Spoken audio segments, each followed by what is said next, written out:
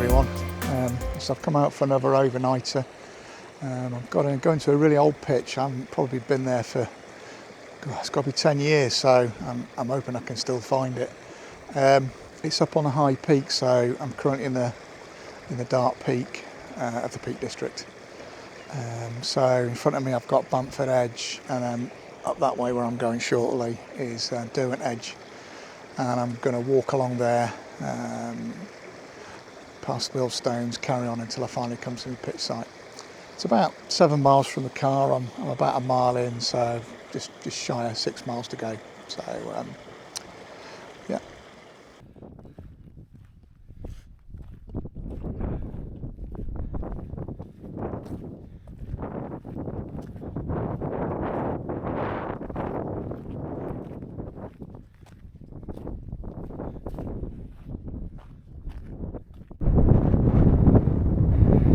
I don't know if you better make it out on this Action 4, but that's Win Hill over there, and then a little bit over the distance, which you probably won't be able to make out, is Loose Hill.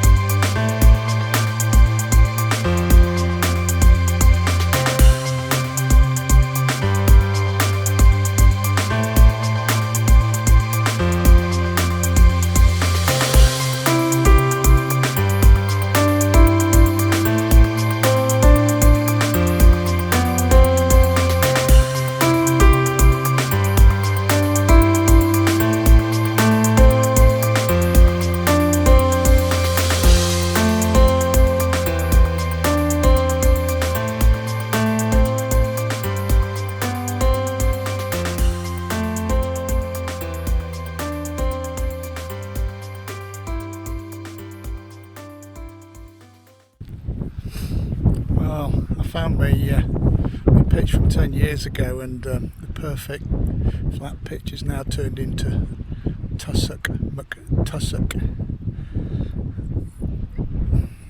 So I'm going to the tried and trusted pitch, which is about a mile away, called The Ledge. Some of you may have heard of it. I'll see you there. Oh, there she is in all her glory. The Ledge.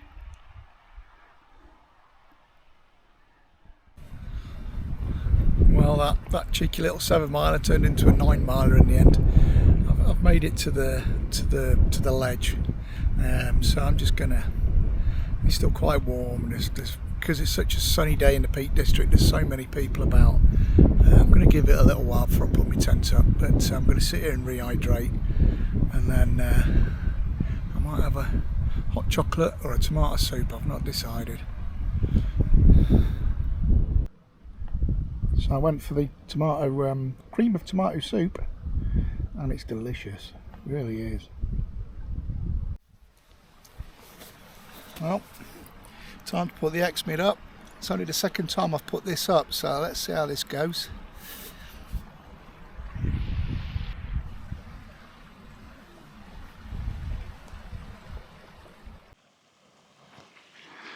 So I'll take you for a walk around my tent. I've got the Durston X-Mid 1 solid. I bought it late last year, but I've only recently took it out. The first time I took it out, I didn't film that. I was a bit apprehensive about how to put it up, but it really is quite simple. There's lots of videos on YouTube about them and about the importance of putting them up, but I found that it's really not that hard. This is on really unlevel and undulating ground, and as you can see, I've made a fair decent job of it inside. So I do have an inner. I purchased this separately, and I bought this from a company called Quint Craft. They're a cottage industry who I use for bespoke items. So in this porch currently, I've got as you can see, I've got my backpack and go back round to the main porch.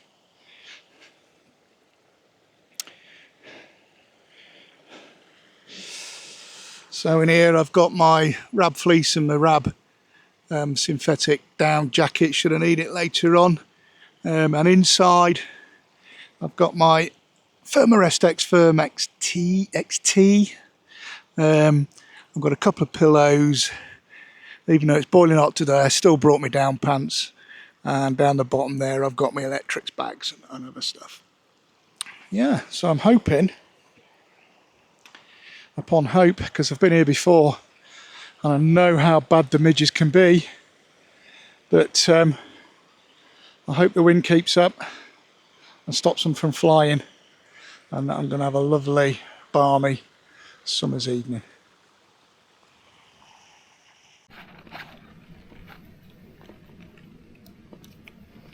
It's on, I think.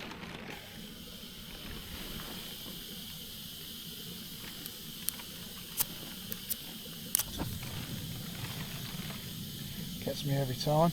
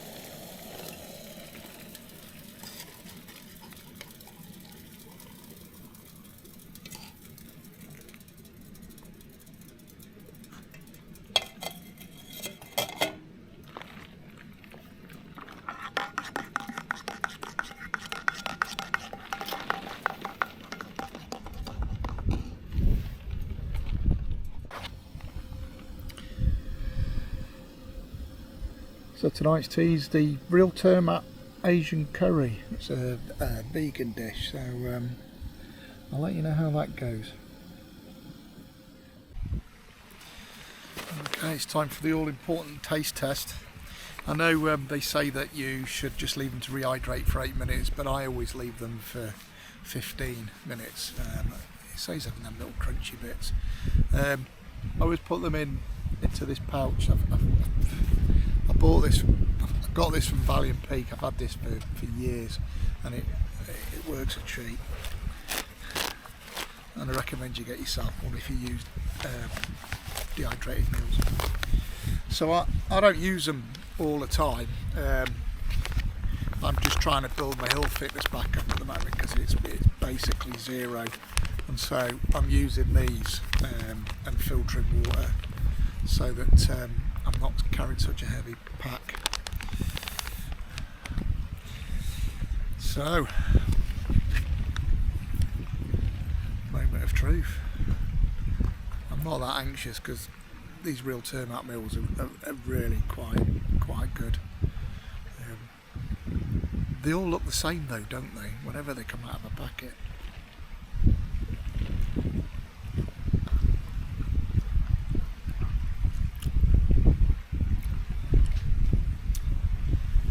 Even though it's a vegan meal, that's a really nice curry. That's really nice curry. Anyway, as usual, I'm not going to make you eat me.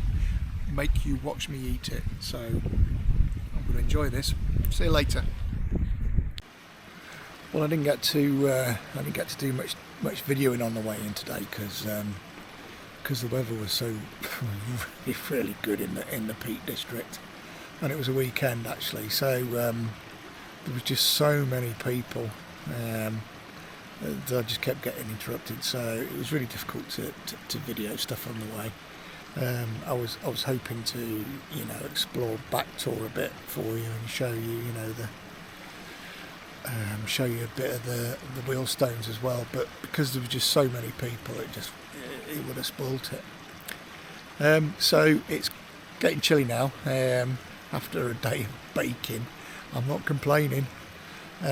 So I've withdrawn to my tent, and so I probably won't be that much longer now before I get my head down and maybe have a bit of an early start in the morning. So I'll see you in the morning. Thanks for watching so far. In the morning. Bye bye. Well, good morning. It was quite a warm night, that actually. But I woke up, I was really quite warm. I suppose we'd best wake up, get coffee on, but first let's have a look and see what's looking like outside.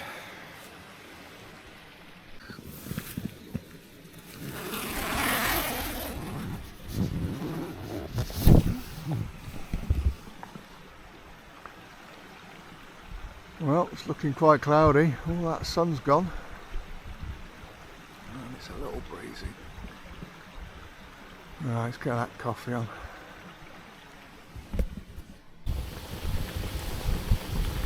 So I've got my homemade all day English breakfast on the go. Made it using those mylar bags and a heat sealer. Anyway, we'll have to see how it's fared after yesterday's weather. But I'm looking forward to it. So that's me all packed up now. I'm just checking to make sure I've not left any litter. Don't forget, leave no trace. Even better, be a positive trace wild camper. Don't just take your own litter home. Take other people's and tidy up other people's fire pits if you find them. So there's nothing to see here other than a bit of flat grass which should bounce back. I've had a lovely night, and now it's time for that big long slog back to the car. Catch you in a bit.